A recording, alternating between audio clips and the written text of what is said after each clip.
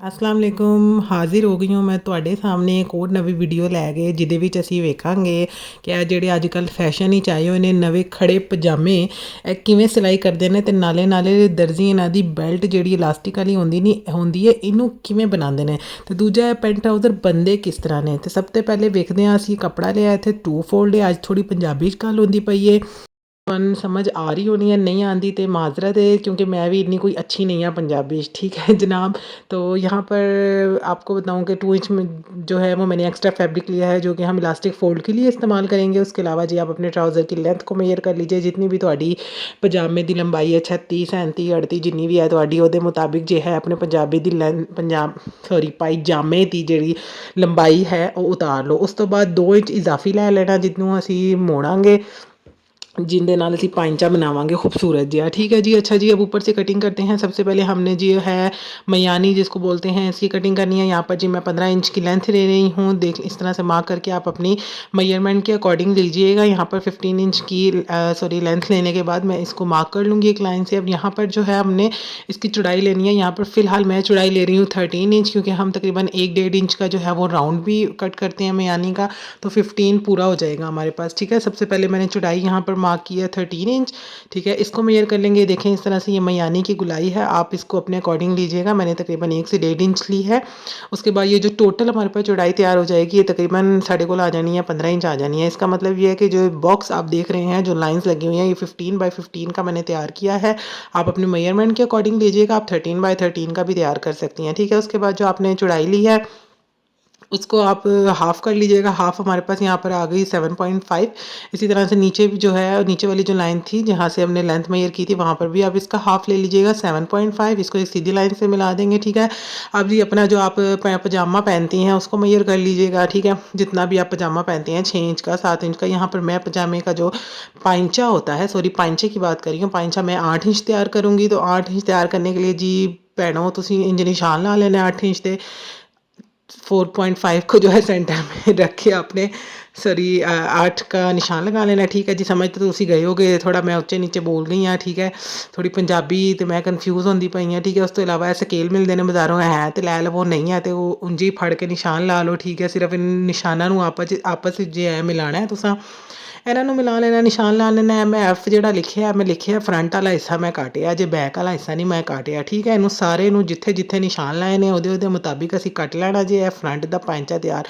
ਹੁਣ ਪਜਾਮਾ ਇੰਜ ਤੇ ਪਾਣਾ ਕੋਈ ਨਹੀਂ, ਤੇ ਇਹਨੂੰ ਰੱਖੋ ਦੋ ਬਾਕੀ ਪੱਲਿਆਂ ਦੇ ਉੱਤੇ रख के। देखें ऐसी हम नापेंगे अब यहाँ से बैक साइड। बैक साइड के लिए आपने जो रुमाली वाली साइड है, जिसको मयानी वाली साइड बोलते हैं, यहाँ से आपने हर निशान को जो है वो 2-2 इंच एक्स्ट्रा मार्क कर लेना है। ये देखें इस तरह से, और फिर उसी तरह से स्केल पकड़ें और सारे जो है वो निशान लगा के इसको ज्वाइन कर लें। बस छोटा सा ध्यान रखिएगा कि जो साइड की सिलाइयाँ हैं देख रही हैं आप कटिंग में, कि मैंने इस साइड से कोई एक्स्ट्रा फैब्रिक नहीं लिया है, और ना ही मैंने लेंथ में कोई एक्स्ट्रा फैब्रिक लिया है बैक साइड की कटिंग के लिए। सिर्फ और सिर्फ जिसको मयानी वाली साइड हम बोलते हैं, सेंटर पार्ट वाली साइड बोलते हैं, वहाँ पर मैंने 2 इंच एक्स्ट्रा फैब्रिक रखा है और उसको कट किया है।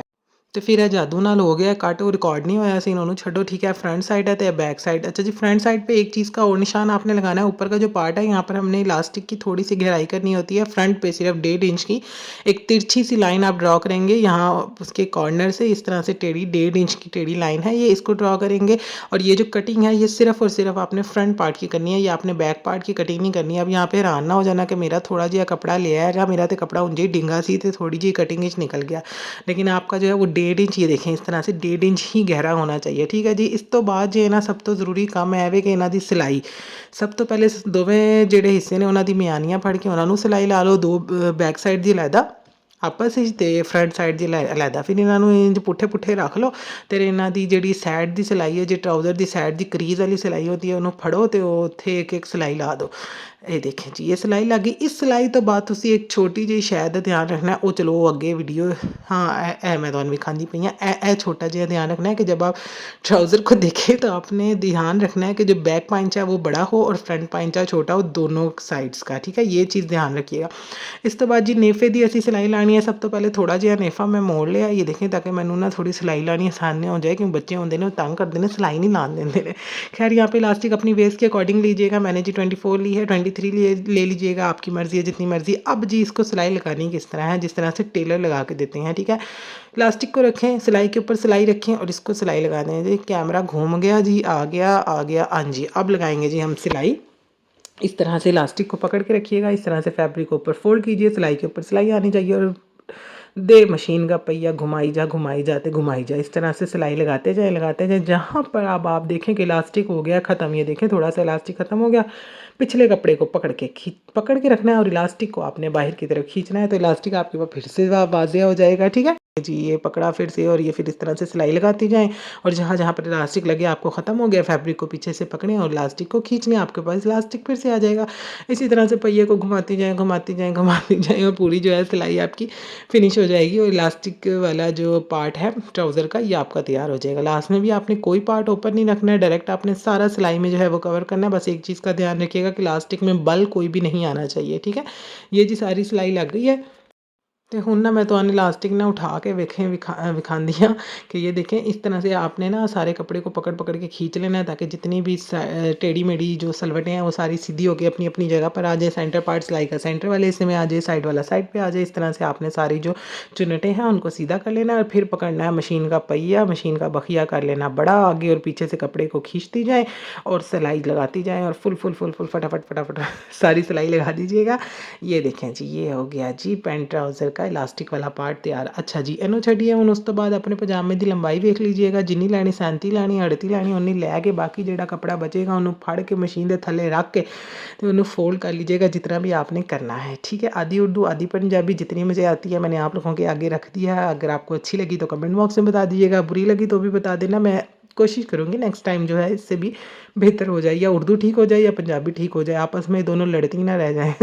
खैर ट्राउज़र को नीचे से फोल्ड कर लिया है, उसके बाद जी सिंपल ट्राउज़र को पकड़ें और इसकी फिटिंग वाली सिलाई लगा दें। आपने जितना रखना है उतनी तकरीबन थोड़ा हाफ इंच छोड़कर आप सिलाई लगा लें फिटिंग की। इसके बाद जी आ जाती है इसको प्रेस करने की बारी। अक्सर लोग मैंने देखे हैं जो ट्राउज़र तो पैंट सिलवा लेते हैं, पर जब पहनती हैं तो पेंडुओं की तरह लगती हैं, सारे सूट की माती मार देती हैं। उनको क्रीज़ वाले ट्राउज़र ना पहनने आते हैं और ना ही ऊपर से प्रेस करने आते हैं।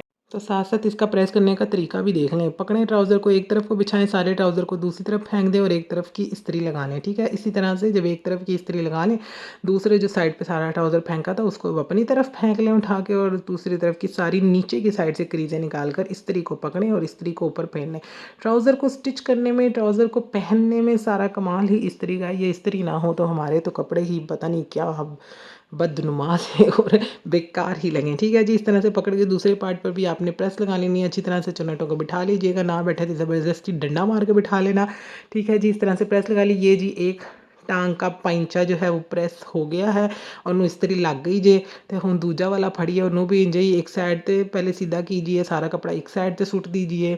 है जी सुट आ गया, इनू मारिए इस्त्री, ठीक है जी। इस तो बाद जिहड़ा हिस्सा बचिया और दूजी साइड ते कपड़े नू सुट दीजिए तो उन्होंने भी प्रेस ला लीजिए। सारा क्रीज वाला ट्राउज़र आपका बड़ा ही बेहतरीन किस्म का प्रेस हो जाएगा अगर आपको प्रेस करना आ गया।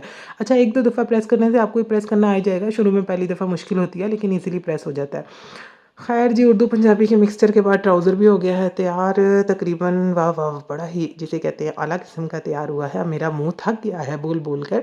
आप लोगों को वीडियो अच्छी लगी हो तो कमेंट बॉक्स में मुझे ज़रूर बताना यार। चैनल भी सब्सक्राइब कर देना, थोड़ा सा लाइक भी कर देना। कमेंट में बताना उर्दू पंजाबी कैसी रही, या सिर्फ उर्दू में ही बोला करूँ, पंजाबी ना बोला करूँ, कुछ तो बताइएगा जनाब। आप लोगों के कमेंट से ही हमारे चैनल को थोड़ी सी जिसको कहते हैं फ़तेह मिलती है।